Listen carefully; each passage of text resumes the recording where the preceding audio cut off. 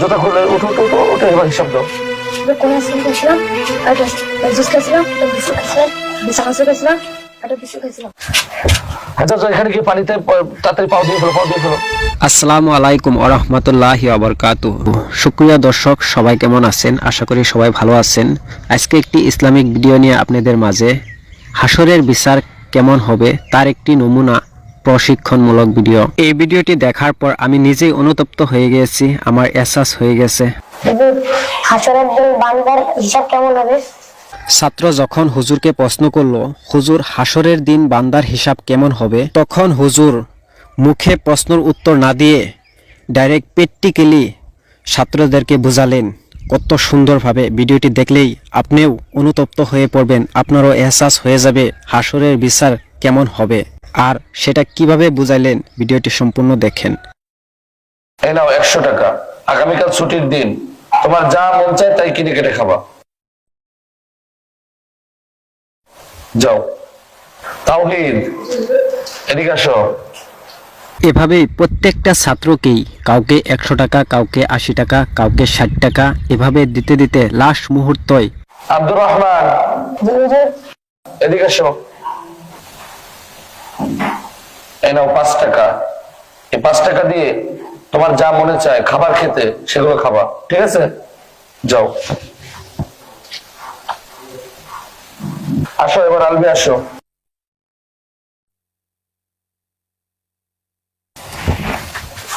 এই নাও 1 টাকা। 1 টাকা দিয়ে তোমার যা খুশি, যা খেতে মন চায় তাই খাবে।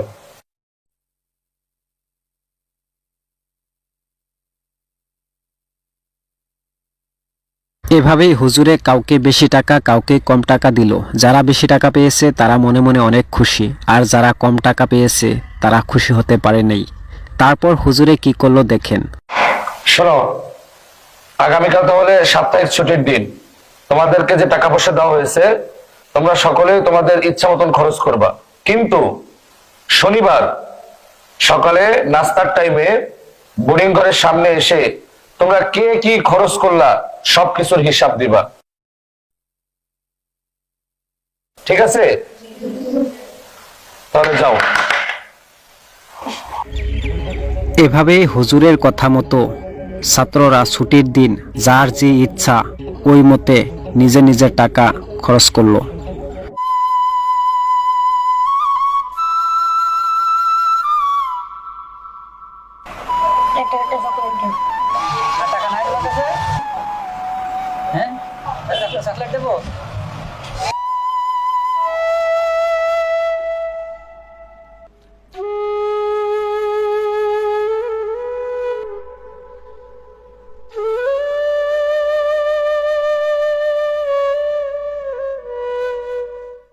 তারপর ওই টাকার হিসাব হুজুরে কিভাবে নিল পরের দিন দেখেন।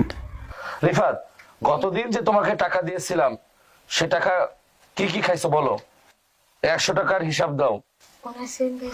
ওখানে না, আগুনের কড়াইয়ের উপর গিয়ে বলতে হবে।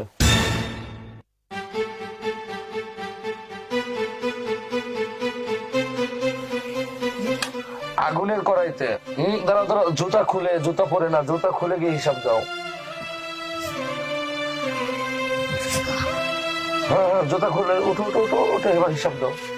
কোন আসলে গেছিলাম আর জুস খাইছিলাম, বিস্কুট খাইছিলাম, বিস্কুট খাইছিলাম আর বিস্কুট খাইছিলাম। হ্যাঁ, যাও এখানে গিয়ে পানিতে তাড়াতাড়ি পাও দিয়ে ফেলো, পাও দিয়ে ফেলো, ঠান্ডা করো। তাওহীদ, তোমাকে 80 টাকা দিয়েছিলাম না, তুমি 80 টাকার হিসাব দাও। ওই আগুনের কড়াই থেকে হিসাব দাও। তাড়াতাড়ি যাও, যাও, জুতা খুলে যাও, জুতা খুলে যাও। 30 টাকা দামের একটা জুস খাইছিলাম, 20 টাকা দামের বিস্কুট খাইছিলাম আর 30 টাকা দামের এটা আইসক্রিম খাইছিলাম। বাপরে, যাও যাও, এই যে পাও দাও, পানি দিয়ে পাও দাও, তাতে ঠান্ডা করো, পা ঠান্ডা করো, দ্রুত দ্রুত যাও।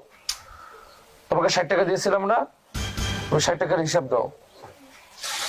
এভাবে হুজুরে প্রত্যেক জনের কাছ থেকে পই পই করে প্রত্যেকটি টাকার হিসাব নিল। যার টাকা বেশি তার হিসাবও বেশি, আর যার টাকা কম তার হিসাবও কম।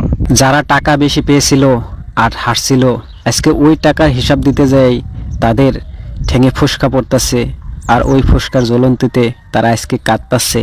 আর যারা টাকা কম পেয়েছিল তাদের হিসাবও কম, তারা আজকে হাসতাছে আর হাসি মুখে ওই টাকার হিসাব দিতেছে। তোমাকে 1 টাকা দিয়েছিলাম না,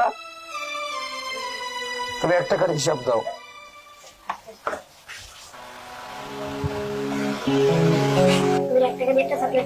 যাও যাও যাও, তাড়াতাড়ি ঠান্ডা পানি লাগাও, ঠান্ডা পানি লাগাও।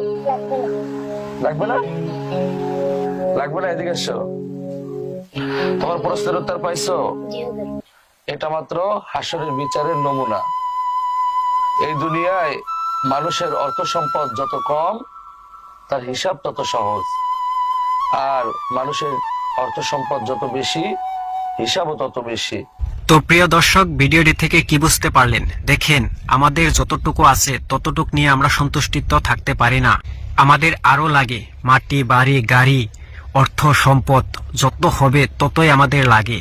কিন্তু আমরা একটা কথা চিন্তা করি না যে একদিন হাসরের ময়দানে আমাদের প্রত্যেকটা অর্থ সম্পদের হিসাব দিতে লাগবে পই পই করে। তাই বলি, নিজের যা আছে তা নিয়ে সন্তুষ্টিত থাকেন।